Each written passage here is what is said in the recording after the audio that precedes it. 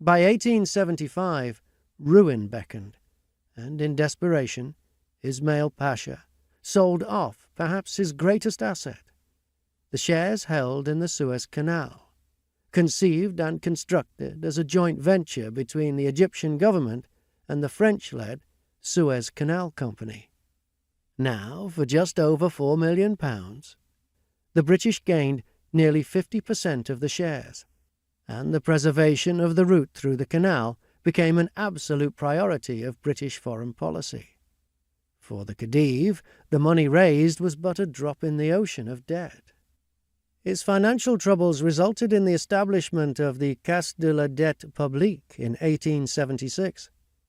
This committee represented the direct intervention by creditor European nations to investigate the Egyptian economy from top to bottom, including debt consolidation or restructuring, with the overall intent of creating an achievable repayment program for the international debts. Although other countries were involved, the committee was dominated by British and French interests, with Evelyn Baring appointed as the British controller. The Khedive soon found his every move hedged in by this system of dual control. Ismail chafed under the restrictions imposed on his rule, and was soon intriguing to create trouble that would prove the failure of dual control. In 1879, after a period of turmoil, Ismail was deposed and replaced as Khedive by his son, the far more pliable Mehmet Tevfik. Yet more serious problems were bubbling beneath the surface in Egypt, as the masses struggled with endemic poverty, exacerbated by a punitive tax system. All this encouraged a burgeoning Egyptian nationalistic consciousness, with unrest directed at both the Khedive and the Europeans.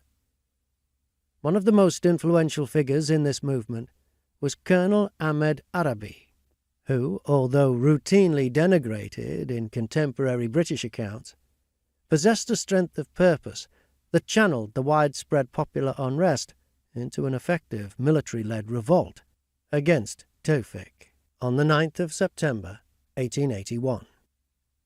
Unable for the moment to withstand the nationalist demands, Tevfik was forced to concede the establishment of a new Chamber of Deputies, including several of the nationalist sympathizers. Ominously, from a certain perspective, work started on strengthening the Egyptian army and coastal defences. The portents were obvious.